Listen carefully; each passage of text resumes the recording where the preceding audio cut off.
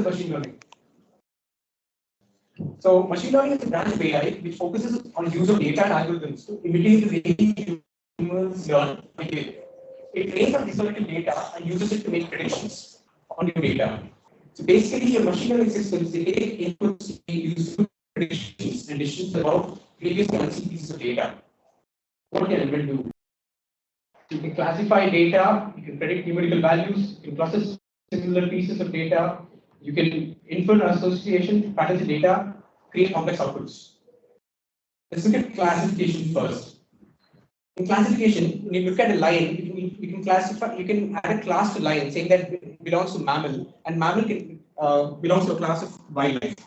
Next, here regression.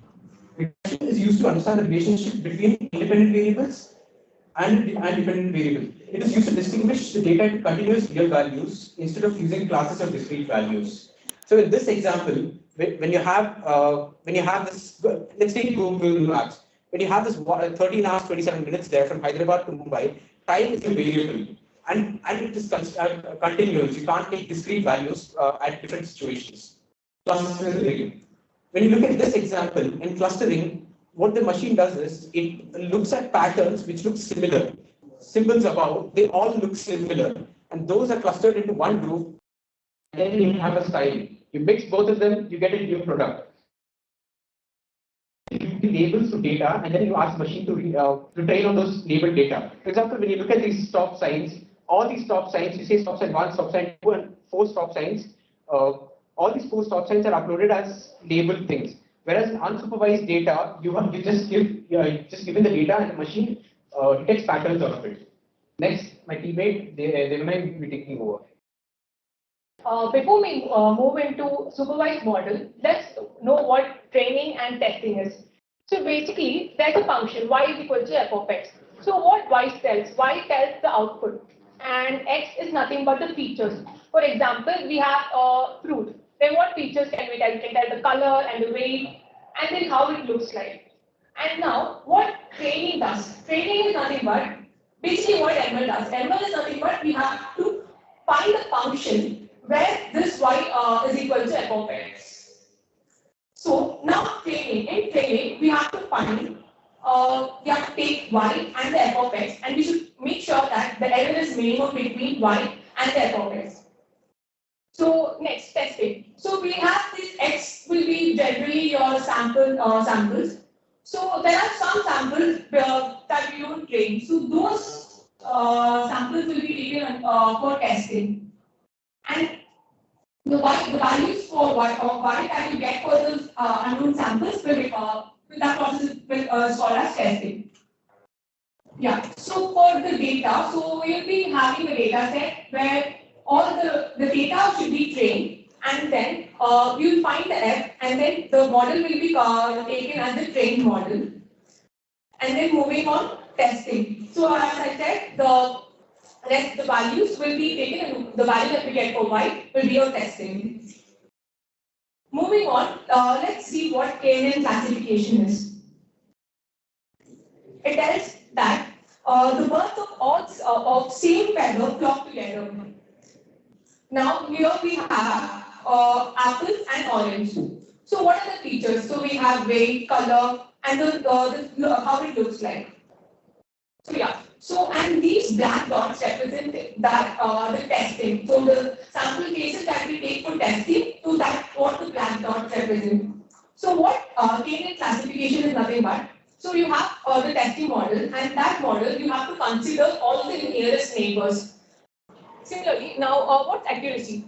So we have some predictions will be correct for the y that we get. So 3 out of 5, if we are getting that correct, our accuracy will be 60%, and then errors will be 40%. Do you think it is good? When we randomly guess something, it will be 50-50. And just random guess is a very simple work. But when we do this classification and all this, we are doing a lot of work, but just the accuracy is just 60%. So it's not very good option. And then for scaling. So scaling, for example, there are age groups, and each age group has some data having like age group and their income. So now based on this, income has like 20,000 to 30,000 and age will be under like 40 years like that. So the magnitude will be very high.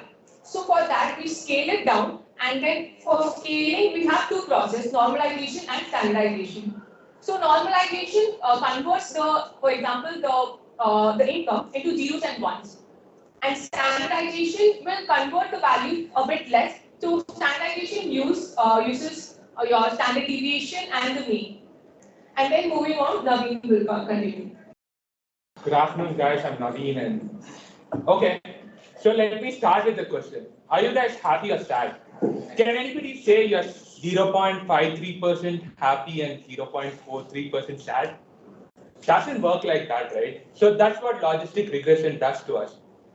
So you give multiple parameters, let it be x1, x2, x3, and so on, and it finally derives at an answer whether you are happy or sad, just like you see that. So from here, we have designed a project which predicts whether a person is prone to heart rate or not. So this is a flow chart on how it happens. First, the model extracts heart disease data set, and then it analyzes it. After that, it removes null values and misclassified data. I would elaborate on this later on. Process available data, take user inputs using a user interface called Gradio built on Python, and predict whether the patient is prone to heart disease or not.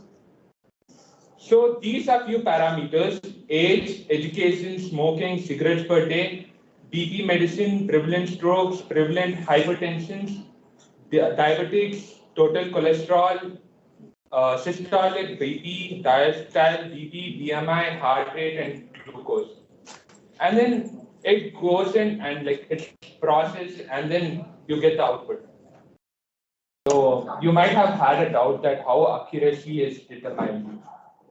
So this is a way where accuracy and different other aspects are being determined. So you have something called as true positive, wherein the output is positive and it's true. I mean, you get a positive output and the output is correct. You have something called false negative, which means the output is negative and it is false. So basically, it should have been original, it should have been true, but it is false. So that is false negative. False positive is where the output is positive, but it is false. So it is negative basically.